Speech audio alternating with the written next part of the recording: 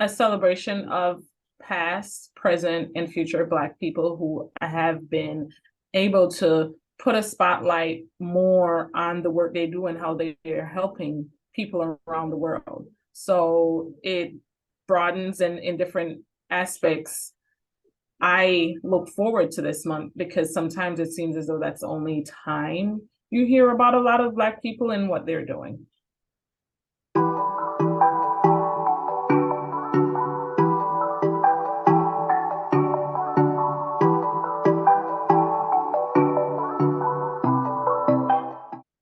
A traditional Black History Month has been inspirational in, giving ideas for me is what I can do for the children, how I can expose them to more Black excellence, how I can introduce them to new Black cultures. For me, I'm from Jamaica, so we celebrate it differently. And I remember seeing it's more of an American thing.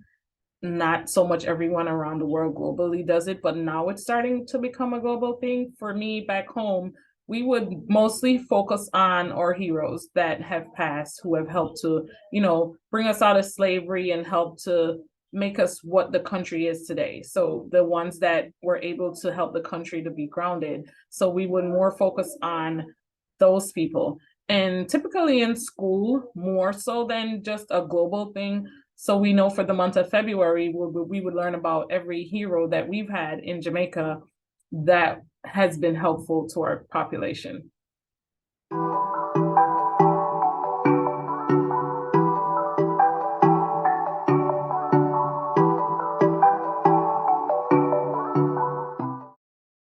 An accomplishment that has encouraged me throughout Black History Month and up until this day was our former president, Barack Obama. I see that as a great accomplishment. Not many Black African American can say they have been that. And I know a lot of people are able to sit from other parts of the world and witness that history making. So that for me was a very big accomplishment. I remember being home in Jamaica when he became president, and you would think Jamaica was also a part of the United States. It brought so much joy to us as African American people to see that, okay, we've never had that type of president, that color president, a president that looks like us become a president. So that was memorable. And it just shows me, now when my son or my daughter says, oh, mommy, I'll be president one day. Yes, you can. You absolutely can, because we've witnessed that a person of our color can become president as well.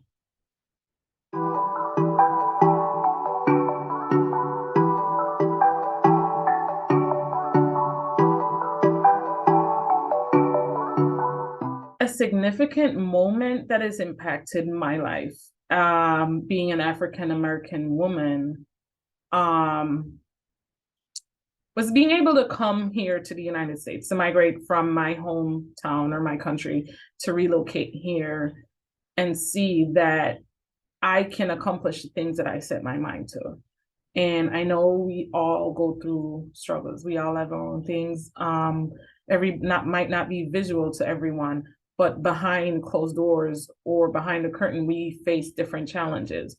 But as an African American woman, I've also witnessed other people going through things that is publicized for us to see, which, will tug on our hearts, pull on our emotions, and make us wonder, wow, what will it be like tomorrow? So there's a couple of incidents that have taken place over a number of courses of the year with people being abused or mistreated. Me as an African American woman, I fear for that to happen to me or for my kids, but I use my color and who I am to show my children that you can still move forward regardless of things that have happened around us that can affect us, not personally, but we still are affected because we're of the same color, we're of the same race. So I try to be positive for my kids, and I try to show them that, things are going to happen, but it doesn't mean that you can't excel to where you need to be. And just look at me. I take everything I do it with pride, and I hold myself accountable for every action.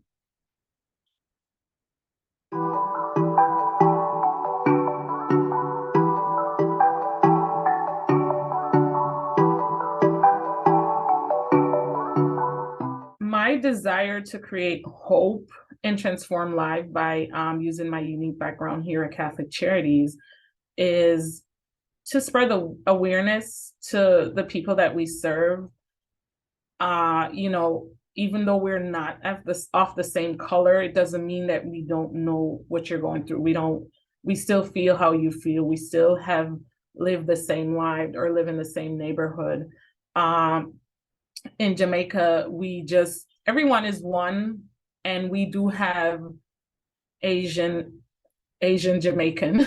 We have Chinese. We have a lot of people from a lot of different countries moved to Jamaica or that were born there and have a parent of a different country. So we've had people from Amsterdam live in Jamaica, but we don't see them as someone from Amsterdam. We see them as Jamaican. We're all here together. We're all going through the same thing. We're all doing the same struggle. On Fridays and Saturdays, they're all at the market selling food. You know, we're all mourning together when someone's lost. And yes, here in America, we've seen the police brutality. Back in Jamaica, we experience the same police brutality, but it's not the white cop beating the black man, or in Jamaica, it's not the black cop beating the black person. It's a Jamaican abusing a Jamaican. And we tend to not separate and not group up as peers, but to come together to try to figure out how can we address this problem?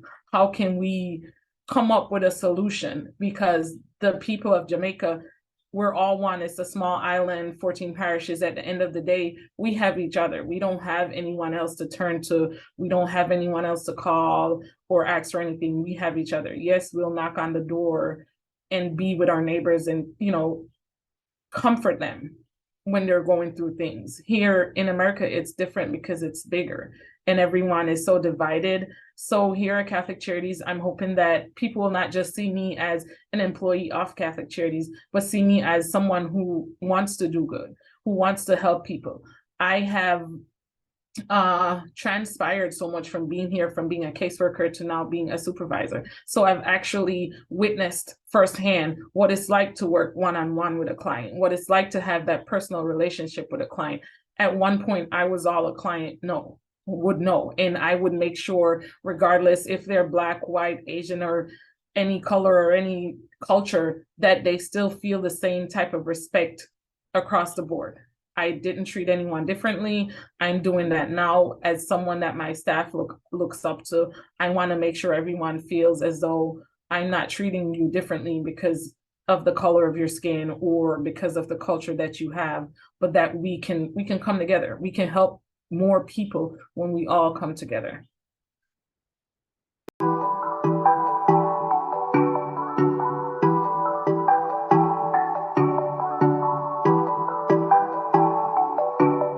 I like the idea of, you know, Black History Month being a specific month, like, because I'm sure other culture have a month that is designated to them. But us as African American or Black people, what we do continues. It just doesn't go on for one specific month. It's something that we do for a lifelong time. So in some ways, I think we can still educate people even after the month is over. You know, let's not forget that we're still doing what we're doing, regardless of it being Black History Month or February. And everyone, I could say, is doing that. So not just us, but to more so make it where it's globalized. Because when you Google Black History Month, you see it is celebrated in the United States. That's pretty much what comes up when you Google it. But, you know, there's other countries that have a type of celebration. It's probably not known globally, but other people celebrate differently. And other people are still, in countries, are still dealing with things even after February 28th. Or, you know, so it would be a little more to just continue that. So we're teaching each other as we go and not just that month.